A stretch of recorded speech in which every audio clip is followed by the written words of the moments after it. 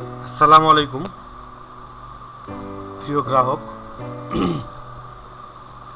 আজকে আমি এই ভিডিওতে দেখাবো যে ব্রাঞ্চের রেভিনিউ কিভাবে জমা দিবেন, রিটার্ন করবেন। রেভিনিউ রিটার্ন নোটিশ প্রত্যেক মাসের মাস শেষ হওয়ার পরই আপনি 1 তারিখ বা 2 তারিখ যখনই লগ ইন করুন না কেন আপনি নোটিশটা দেখতে পাবেন। যতক্ষণ পর্যন্ত না আপনি রেভিনিউটা রিটার্ন করতেছেন আপনাকে এই নোটিশ দিতেই থাকবে। সো এটা প্রতি মাসের একটা আপনাকে রেভিনিউ রিটার্ন দিতে হবে। এই রেভিনিউ রিটার্ন দেওয়ার কিছু প্রসেস আছে, আমি প্রসেসটা স্টেপ বাই স্টেপ দেখিয়ে দিই। এখানে প্রসেসগুলো লেখা আছে, এখানে বাংলায় লেখা আছে এবং ইংলিশেও লেখা আছে। সো আমি প্রসেসটা ফলো করে আমি রেভিনিউ রিটার্নটা আপনাকে দেখাবো। চলুন আমি আগে কোম্পানি প্যানেলে যাই। যদি আমি ম্যানেজার প্যানেলে থাকি তাহলে আমি এই সুইচ অপশানে ক্লিক করে, জাস্ট সুইচ অপশানে ক্লিক করে আমি কোম্পানি প্যানেলে চলে যাব। আমি এখন কোম্পানি প্যানেলে চলে এসেছি। দেখতেছি আমাদের ক্যাপিটাল অ্যামাউন্ট, রেভিনিউ অ্যামাউন্ট এবং reserve amount.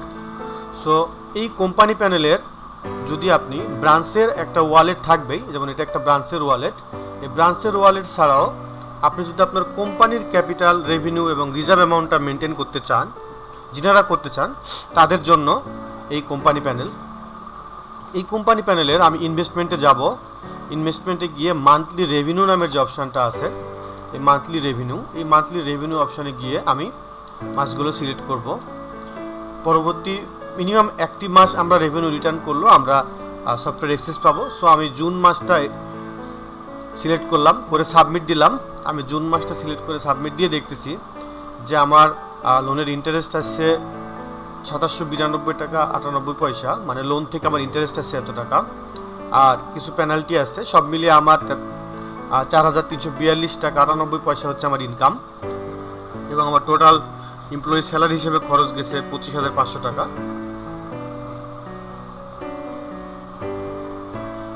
So approx net revenue এখানে আমার 21,000 টাকা লস হয়েছে।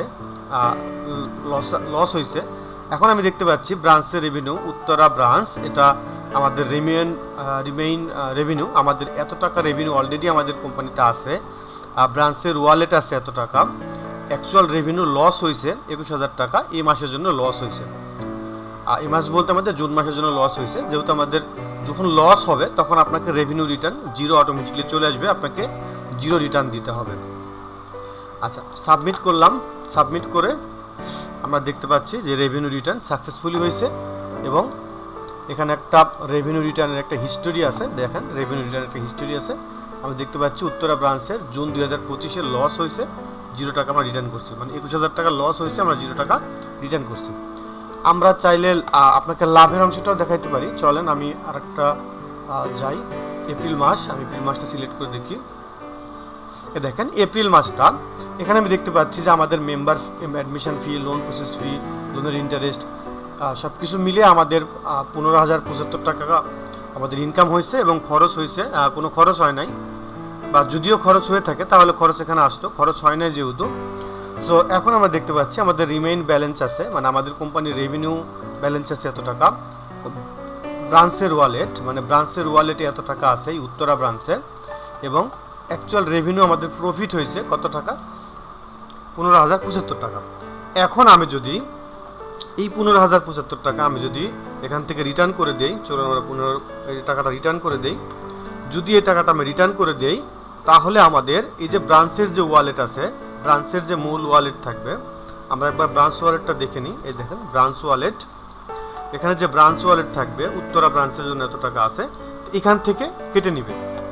মানে আপনার ব্রাঞ্চ থেকে যে প্রফিটটা আসছে ওই প্রফিটটা কি করবে, ওই প্রফিটটা এই কোম্পানি প্যানেলে রাখবে।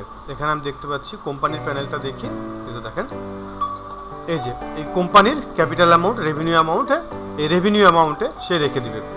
ঠিক আছে, চলুন আমরা এবার রিটার্ন করি। আমরা রিটার্ন করতে আমরা চাচ্ছি যে 15,000 টাকা রিটার্ন করব। যেহেতু আমাদের 15,075 টাকা আসছে, আমি 15,000 টাকা রিটার্ন করবো। আপনি চাইলে জিরো রিটার্ন করতে পারেন, বা যে পরিমাণ আপনি রিটার্ন করতে চান সে পরিমাণ আপনি রিটার্ন করতে পারেন।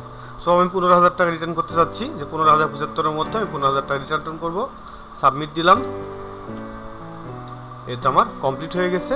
এখান থেকে আমি রেভিনিউ হিস্ট্রি দেখতে পারি। দেখেন আমার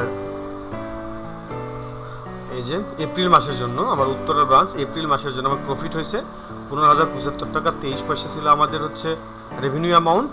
এখান থেকে আমরা 15,000 টাকা উত্তোলন করেছি, আর রেভিনিউ ডেটটা এখানে চলে আসছে। সো এভাবে আমরা রেভিনিউ অ্যামাউন্টটা নিব এবং এই চ্যানেলে সার্চ করে দেখতে পারি। আর আমি পরবর্তীতে ভিডিও দেখাবো যে রেভিনিউ টাকা ডিসবার্সমেন্ট কীভাবে করব, মানে আমাদের পার্টনারদের সাথে কীভাবে ডিসবার্সমেন্ট করব। এখন যদি আমি সুইচ করে আমার কোম্পানিতে যাই, তাহলে আমার কোম্পানি প্যানেলটা পুরোপুরি অ্যাক্সেস পাবে। ধন্যবাদ সবাইকে ভিডিওটি দেখার জন্য।